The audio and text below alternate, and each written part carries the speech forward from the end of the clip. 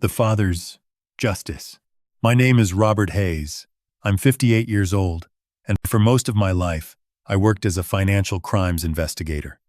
I spent decades following money that didn't want to be found, learning how lies hide behind clean numbers, and how the truth always leaves a trace, no matter how careful someone thinks they are.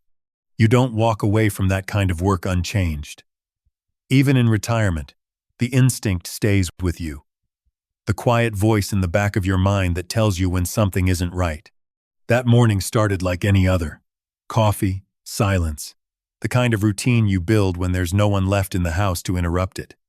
I remember staring at my mug longer than usual, not really thinking about anything, just letting the quiet settle. Then my phone rang. I almost didn't answer. The name on the screen felt like it belonged to a different life. Daniel Hayes?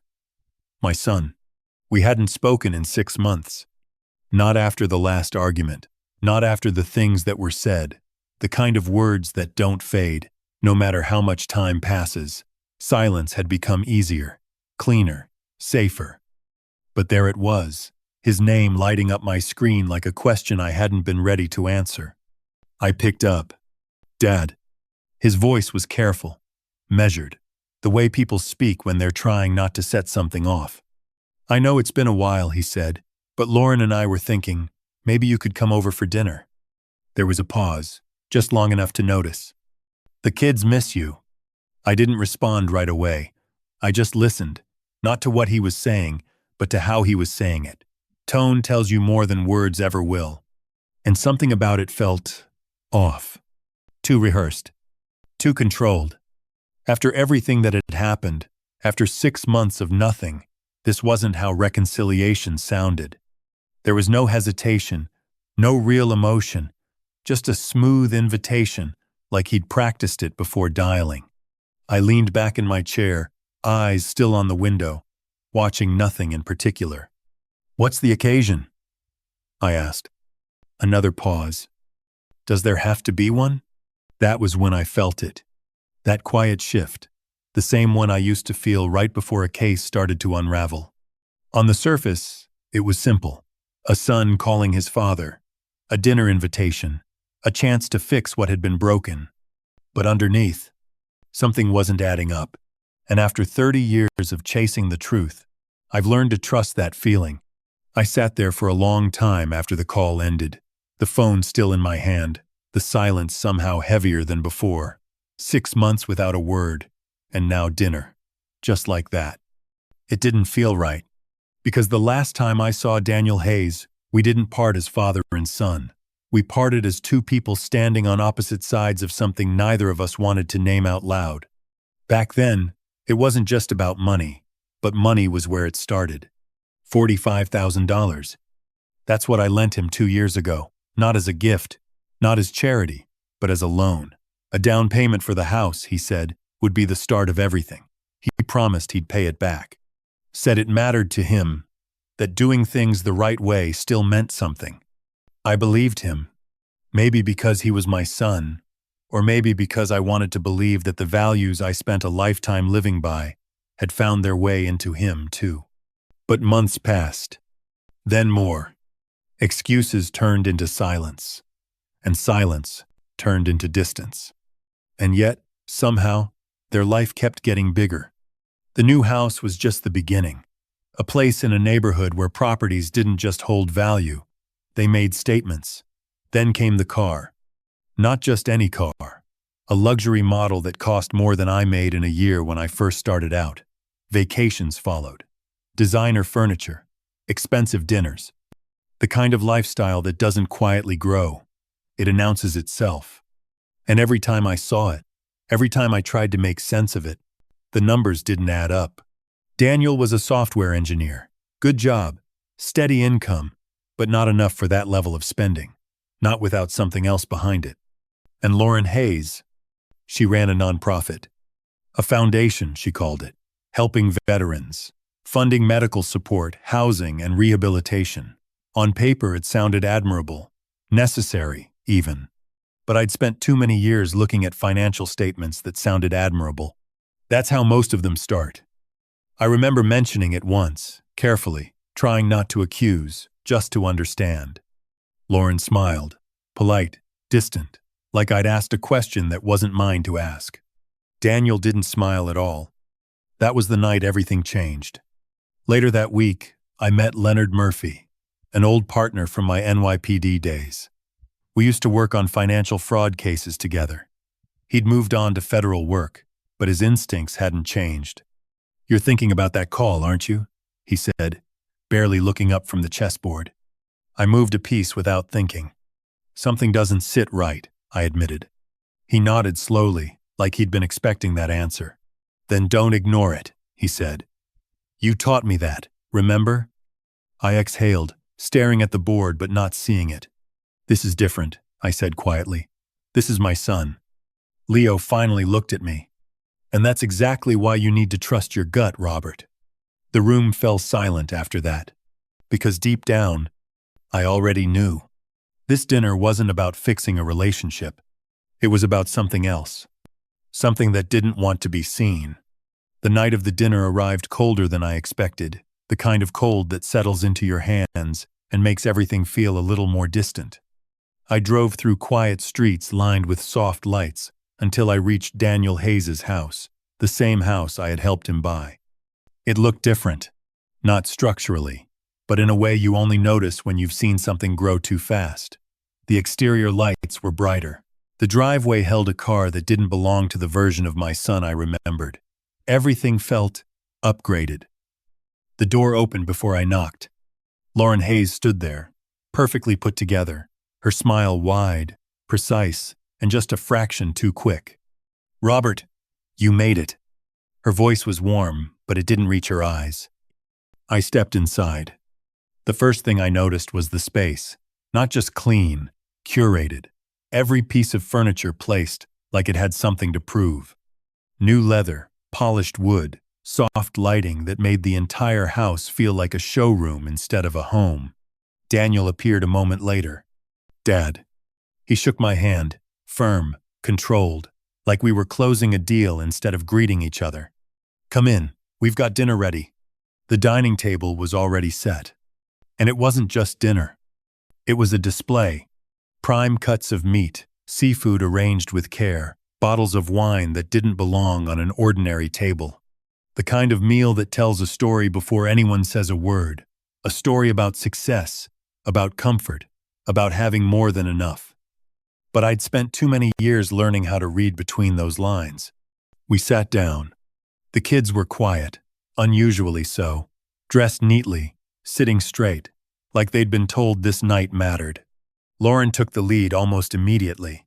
"We've been busy," she said, smiling as she poured wine. "The foundation is growing faster than we expected." There it was. Not a conversation, a presentation. "Heroes Hope is doing incredible work," she continued. "We've raised hundreds of thousands this year. Real impact. Real change for veterans who've been overlooked for too long." I nodded slowly, watching her, not interrupting. She spoke confidently, smoothly, every sentence polished like she'd said it before. Numbers rolled off her tongue easily. Funding rounds, outreach programs, expansion plans. On the surface, it sounded impressive. It was supposed to. Daniel added just enough to support her. Small comments, quick affirmations, like he was reinforcing something already decided. And the more they talked, the more something shifted, because it wasn't what they were saying. It was perfect, it sounded. Too perfect. No hesitation, no uncertainty, no mention of setbacks, of complications, of anything that real operations always face. Just clean success, clean growth, clean numbers. I glanced around the room again. The house, the table, the way everything seemed aligned, like pieces arranged to tell a single story. A story that worked, as long as no one looked too closely. Lauren leaned forward slightly, her tone softening just enough to feel intentional. "It's important work," she said. "People depend on it." I met her eyes, and for a brief moment, just a second, the warmth dropped, replaced by something sharper. Controlled, measured. Then it was gone, her smile returning as if nothing had changed. But I'd seen it. And once you see something like that, you don't unsee it. The room felt quieter after that, even with voices filling it. Because beneath the surface, beneath the polished words and perfect presentation, something didn't belong, and I could feel it getting closer to the surface. For a moment, the conversation drifted, light, controlled, almost rehearsed. The kind of small talk that fills space without saying anything real. I let it happen, watched, listened. Then Lauren Hayes set her glass down gently, and everything shifted. "There's actually something we wanted to talk to you about tonight, Robert." Her tone changed just enough to matter. Daniel didn't look at me. That was the first sign. "We're launching a new initiative through the foundation," she continued. "It's time-sensitive, and if we move quickly, we can triple our impact over the next 6 months." I didn't respond. I just waited. Because I already knew where this was going. "We've secured most of the funding," she said, leaning forward slightly. "But there's a gap, and we thought, given how much you've always supported the family." There it was. "How much?" I asked. No hesitation. 22,000. She said it like it was reasonable, like it was expected, like it was already decided. I felt something settle in my chest. Not anger, not yet, just clarity. "I can't do that," I said calmly. The air changed. Not dramatically, but enough. Lauren's smile didn't disappear. It tightened. "Can't?" she repeated softly. "Or won't?" I met her eyes. "Does it matter?" Daniel shifted in his seat, finally looking at me. "Dad, this isn't just money," he said.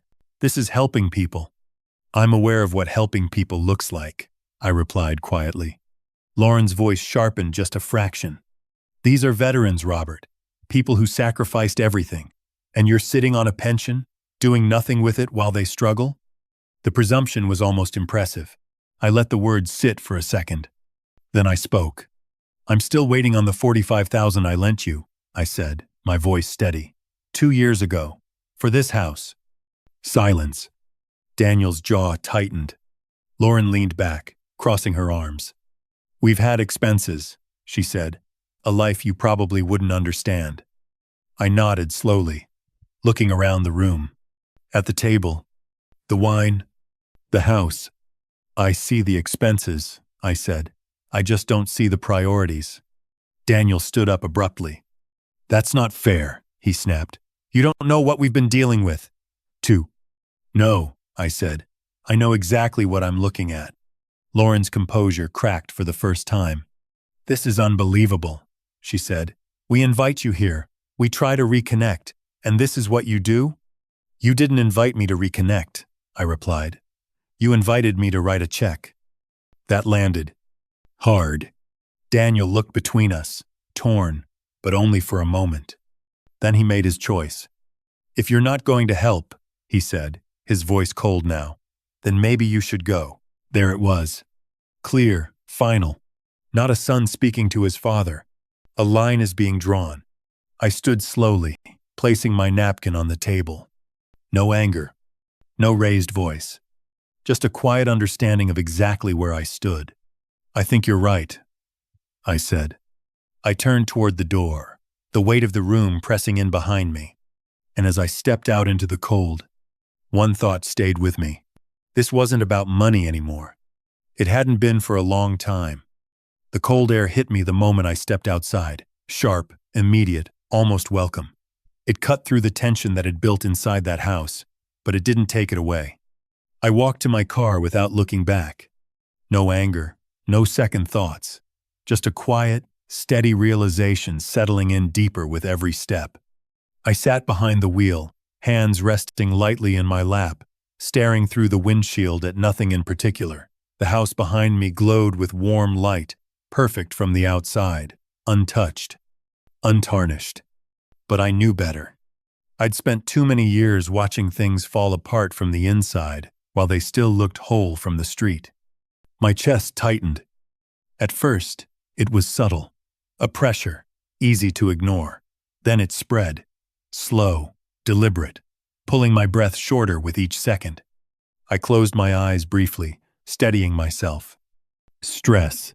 Too much of it, too fast. My doctor had warned me about moments like this.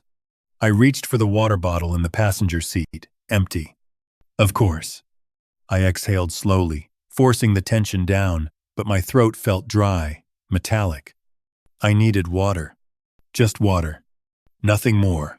I stepped out of the car and walked back toward the house, my movements slower now, more deliberate. The front door was still slightly open, left that way in the confidence that I wouldn't return. I didn't knock. I didn't announce myself. I just stepped inside. And that's when I heard them. Voices carried clearly from the dining room, sharper now, stripped of the careful tone they had used at the table. Daniel Hayes spoke first, his voice edged with frustration. He always does this, always has to make everything about him. Lauren didn't interrupt. He thinks he's better than everyone, Daniel continued, like we owe him something for everything he's done. A pause. Then Lauren, quieter, but colder. He doesn't understand our situation. I stopped where I stood, just inside the doorway, the pressure in my chest easing slightly, replaced by something else. Focus.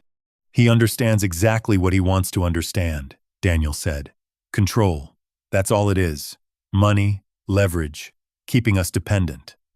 Lauren let out a small breath, almost a laugh. Then we stop asking, she said. We find another way. Another way. The words hung there, simple, but loaded. I stood still, listening, not as a father anymore, but as something else entirely. Because tone had changed. The warmth was gone. The performance was over.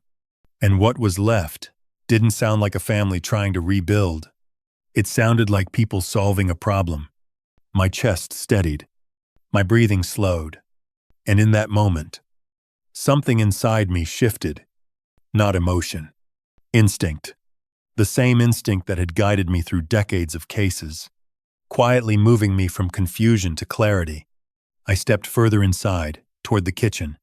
Not as a guest, not as a father, but as a man who had just realized this wasn't over. It was just beginning. The kitchen was quiet when I stepped in, the kind of quiet that lets details speak louder than people ever could. Soft light reflected off polished granite, every surface clean, controlled, intentional. And then I saw it. The laptop, open, sitting in the center of the island like it had been left there without a second thought. The screen hadn't dimmed yet. No lock, no hesitation. Just data. I wasn't looking for it, but I recognized it instantly. Years of working on financial crimes teach you one thing above everything else. Numbers don't lie, but people do. And when they do, the numbers always show it. I moved closer. At the top of the screen was a spreadsheet. Heroes Hope Foundation Financial Overview. Clean formatting. Professional layout. Columns aligned perfectly, designed to look legitimate at a glance. But I didn't glance. I read. Revenue totals, donations, grant inflows. The numbers were high, consistent with everything Lauren Hayes had just described at the table. Hundreds of thousands are moving through the account. So far, nothing unusual. Then I looked at the outflows. That's where it changed. Vendor names filled the column, structured like legitimate expenses. Patriot Medical Supply, $52,000. Freedom Prosthetics, $67,000. Veterans First Equipment, $61,000. Large numbers, rounded, clean. Too clean. I leaned in slightly, scanning faster now, my mind shifting into a rhythm I hadn't felt in years. Payment dates didn't align with standard billing cycles. Amounts lacked variation. And more importantly, there was no operational detail attached. No invoice breakdown, no service logs, just names and money. I pulled my phone out without thinking. Old habits don't disappear, they wait. I took a photo of the screen, then another. Scrolling down, I found the linked bank statements. Wire transfers. Multiple, structured, routed, through intermediary accounts, before landing in Delaware-based LLCs. Delaware. A familiar pattern. Shell companies, anonymous ownership, clean entry points for dirty exits. I zoomed in on one transaction trail, $48,000, split into two transfers, redirected within hours. Another one, $61,000, same pattern. Then another, each one following the same path, like a system built not to hide mistakes, but to repeat them efficiently. My chest tightened again, but this time, it wasn't physical. It was recognition. I'd seen this structure before, dozens of times. Different names, different organizations, same design. Money comes in clean, leaves fragmented, disappears into layers that make it hard to trace for anyone who doesn't know exactly what to look for. I kept scrolling. At the bottom of the sheet is a summary line. Total funds raised, $387,000. Total disbursements to verified beneficiaries, $45,000. I stopped. Read it again. 45,000 out of nearly 400. The rest, gone. Not missing. Moved. I opened another tab. A document listing vendor addresses. Patriot Medical Supply, Newark, Delaware. I recognized the formatting instantly. A commercial mailbox. Not a real facility. Not a supplier. A front. I exhaled slowly, my eyes moving across the screen one more time, connecting pieces that no longer needed effort to understand. Lauren Hayes hadn't built a foundation. She had built a system. Structured, deliberate, efficient, and ruthless. Because this wasn't just money. This was money meant for people who didn't have time to wait, people who depended on it to walk again, to live again, to survive. And it had been redirected, calculated, taken. I straightened slightly, my phone still in my hand, the evidence now sitting quietly in my pocket. The room around me didn't change. Still clean, still perfect. But now I could see what it really was. Not a home. Not a success story. A cover. And for the first time that night, everything made sense. I stood there for a moment longer, the phone still in my hand, the numbers on the screen burned into my memory. There was no confusion left, no doubt. Just a clean, undeniable line between what was said and what was real. Behind me, I heard footsteps. "What are you doing?" Lauren Hayes' voice cut through the silence, sharp, controlled, but not calm. I turned slowly. She stood at the edge of the kitchen, eyes fixed on the laptop, then on my phone. It didn't take her long to understand. "That's private," she said, stepping forward. "You don't have any right." "These are financial records," I interrupted quietly, left open, in plain view. Her expression tightened. "You went through my things." "I looked at what was already exposed," I said, "and what's exposed is a pattern." For a second, neither of us moved. Then I lifted my phone and dialed. "What are you doing?" she repeated, but this time there was something else in her voice. Not anger, panic. "Reporting a crime." The line connected. 911, "What's your emergency?" "This is Robert Hayes," I said, my voice steady, level, the same tone I had used for years. "I'm at a private residence in Westchester. I need to report suspected financial fraud involving a charitable organization. I have visual evidence on site." Lauren stepped closer, her movements faster now. "You're not serious," she said under her breath. "Hang up." I didn't. Her hand reached for my phone. I shifted slightly, not aggressively, just enough. Enough to remind her I wasn't someone who could be pressured. "Stay on the line, sir," the dispatcher said. "Officers are on the way." Lauren froze. For the first time that night, her control slipped. "You don't understand what you're doing," she said, her voice low, urgent. "This will destroy everything." "It already has," I replied. That was when Daniel Hayes appeared in the doorway. "Dad?" His eyes moved quickly between us, confusion giving way to tension. "What's going on?" I didn't raise my voice. "Your wife has been moving foundation funds into shell accounts," I said. "Hundreds of thousands of dollars. I've seen the records." "That's not true," Lauren said immediately, turning to him. "He's twisting things. He doesn't understand how nonprofit structures work. I held Daniel's gaze. The transfers route through Delaware LLCs, I continued. No verified vendors, no service logs. The disbursement ratio doesn't match the intake. It's not mismanagement, it's design. Daniel's expression shifted. Not fully, but enough. A crack.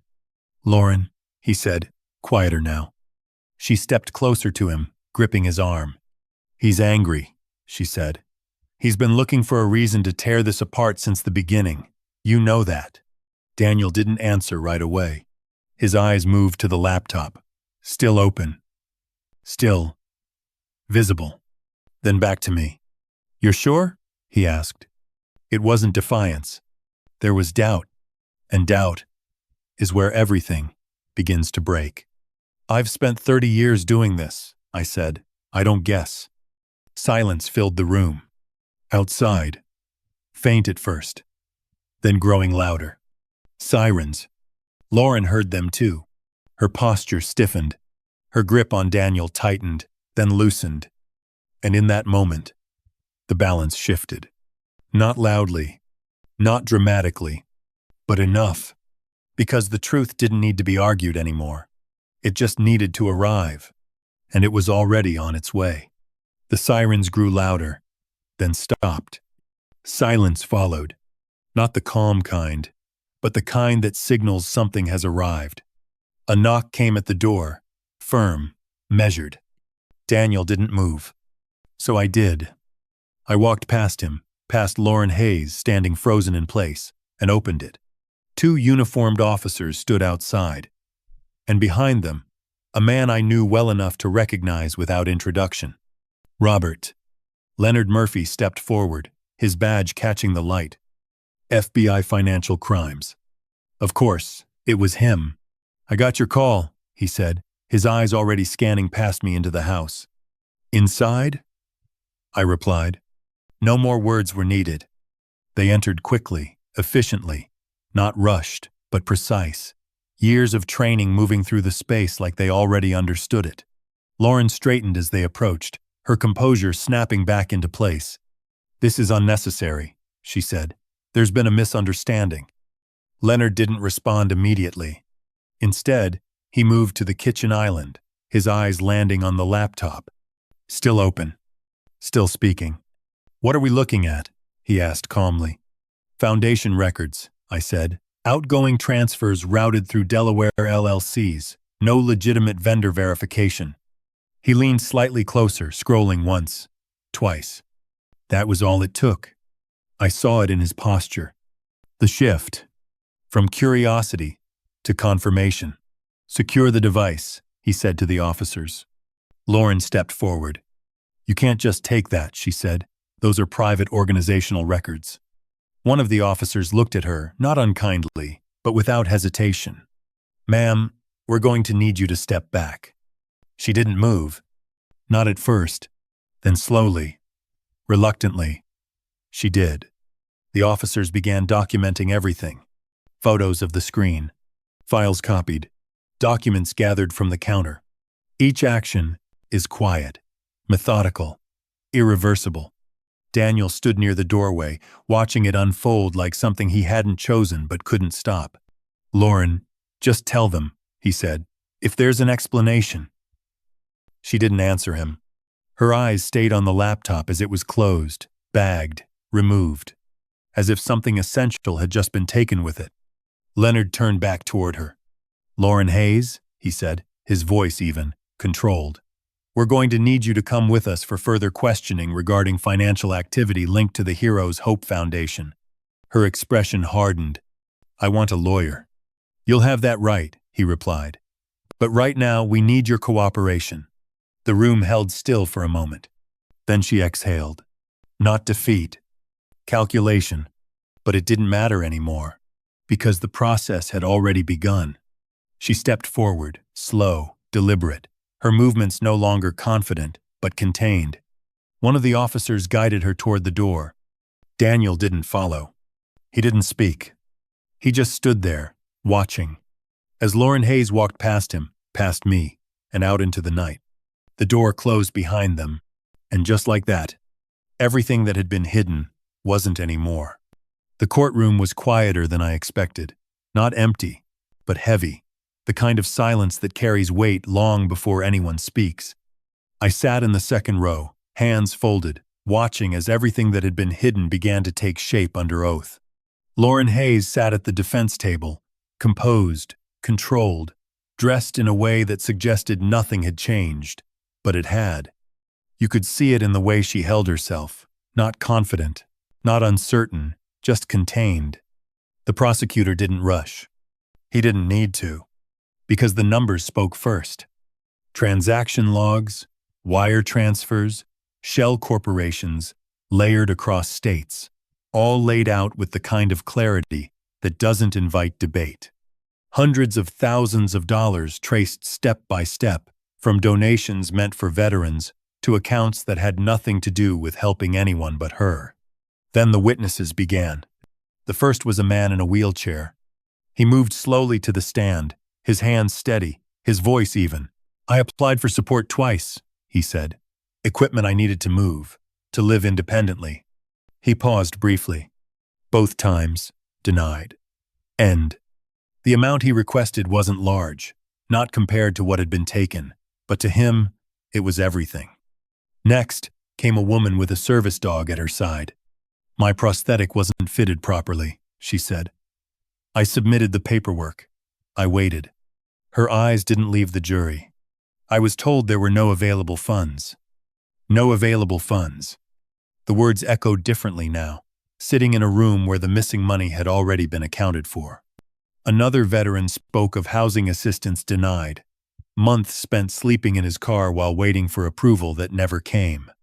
Each story was simple, direct, unembellished, and that was what made them impossible to ignore. Because this wasn't abstract anymore. It wasn't just numbers on a screen or accounts in a report. It was a consequence. Real, human, irreversible. I glanced across the room. Daniel Hayes sat a few rows ahead of me. Still, quiet, but not the same. He wasn't looking at Lauren anymore. He was looking down, hands clasped tightly, as if holding onto something that had already slipped away. When he was called to testify, the room shifted again. He stood, walked to the stand, slower than I remembered him moving. "I didn't know," he said. His voice wasn't defensive. It was hollow. I trusted her. I believed what she told me about the foundation, about where the money was going. The prosecutor didn't press him. Didn't need to. Because the truth wasn't in what he said. It was in how he said it. Daniel looked up once. Just once. In my direction. Not searching. Not asking. Just understanding. The kind of understanding that doesn't come all at once, but arrives piece by piece until there's nothing left to deny. Lauren didn't testify. She didn't have to. The evidence had already spoken, and the silence she left behind said the rest. The sentence was handed down without hesitation. Lauren Hayes was found guilty on multiple counts of financial fraud, embezzlement, and falsifying charitable records. Years of calculated decisions reduced to a single moment of consequence. As she was led out of the courtroom, she didn't look back. Some people never do. Daniel Hayes stood outside afterward. Not speaking at first, just staring at the ground like he was trying to understand how everything had unraveled so completely. When he finally looked up at me, there was no argument left in his eyes. Only clarity. "I should have listened," he said quietly. I didn't answer right away, because sometimes understanding matters more than words. He came home not long after that. Not as the man who had once stood across from me, but as someone starting over. We didn't fix everything overnight. That's not how real things work. But we rebuilt. Slowly. Honestly. One conversation at a time. The house felt different again. Not perfect, but real. The foundation changed too. New leadership, transparent systems, every dollar tracked, every promise backed by action. The same funds that had once been misused were now reaching the people they were meant for. Veterans received the support they had been denied, not because of charity, but because of accountability. And that's the difference. Money can build a life, or it can destroy one. It can create comfort, or expose character. But it can never replace truth, because in the end, truth doesn't need to be louder. It just needs to be proven. Sometimes, silence isn't weakness, it's patience. And patience is what allows the truth to surface at the right moment. So I'll leave you with this. If you were in my position, would you protect your family? Or protect the truth?